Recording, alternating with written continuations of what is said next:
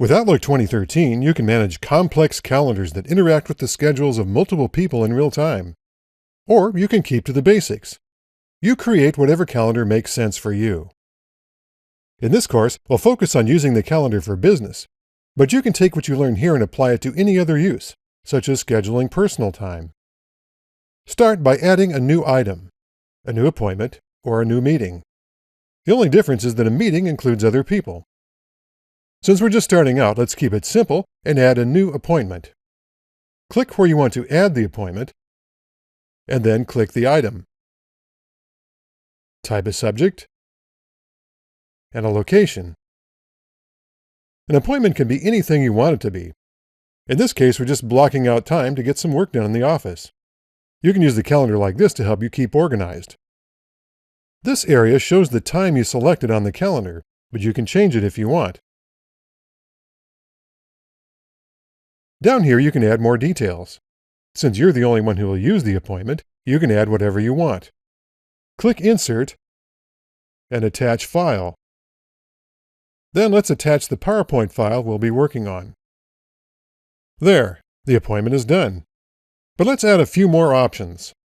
In Show As, you can choose how you want others to view your time.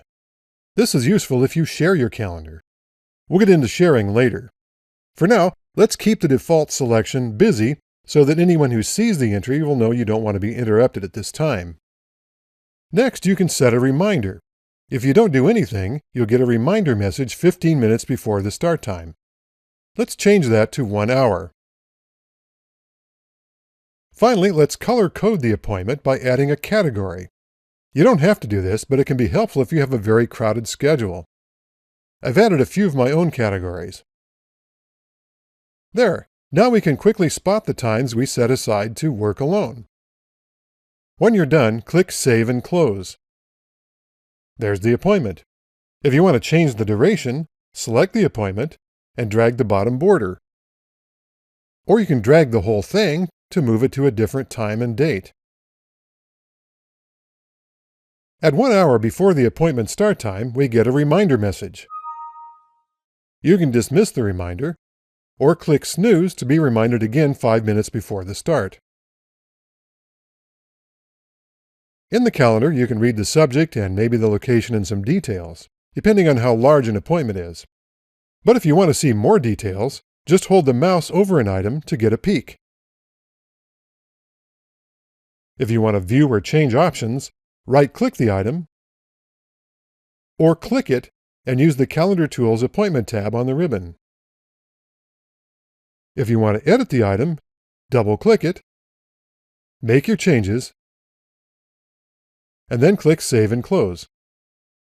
One more thing you might want to do is print an appointment. Click the File tab on the item, then click Print. If you want to see how your appointment will look in print, view the print preview over here and click Print.